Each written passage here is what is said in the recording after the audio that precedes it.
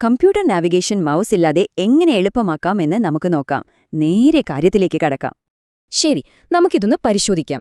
പരമ്പരാഗത മൗസ് ഇല്ലെങ്കിൽ നമ്മൾ എങ്ങനെ സ്ക്രീനിൽ നാവിഗേറ്റ് ചെയ്യും? ഇത്തരം ഇതരമാർഗങ്ങൾ ഇന്ന് അത്യാവശ്യമാണ്. നമ്മുടെ ആദ്യത്തെ താരം ടച്ച് പാഡ്.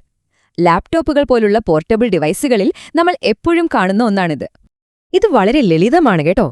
പാഡിലൂടെ വിരലുകൾ ഒന്നനക്കിയാൽ സ്ക്രീനിലെ പോയിന്ററും അതിവേഗം ചലിക്കും. വേഗത്തിൽ ക്ലിക്ക് ചെയ്യണോ? ടച്ച് പാഡിൽ വെറുതെ ഒന്ന് ടാപ്പ് ചെയ്താൽ മതി. ഒരു സാധാരണ മൗസ് ക്ലിക്കിന്റെ അതേ ഫലം. ഇനി നമുക്ക് ട്രാക്ക് ബോളിലേക്ക് വരാം.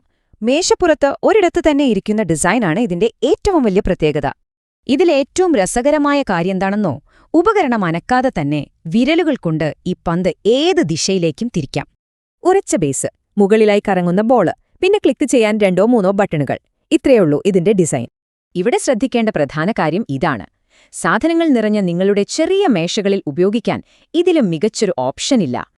എളുപ്പം കൊണ്ടുനടക്കാവുന്ന ടച്ച് പാഡും ഒരിടത്ത് തന്നെ ഇരിക്കുന്ന ട്രാക്ക് ബോളും തമ്മിലുള്ള ഒരു തീ പാറുന്ന പോരാട്ടമാണിതല്ലേ. പരന്ന പ്രതലത്തിൽ വിരലോടിക്കുന്ന ടച്ച് പാഡും ഒരിടത്തിരുന്ന് പന്ത് കറക്കുന്ന ട്രാക്ക് ബോളും രണ്ടും തികച്ചും വ്യത്യസ്തമായ നാവിഗേഷൻ അനുഭവങ്ങളാണ് നമുക്ക് നൽകുന്നത്.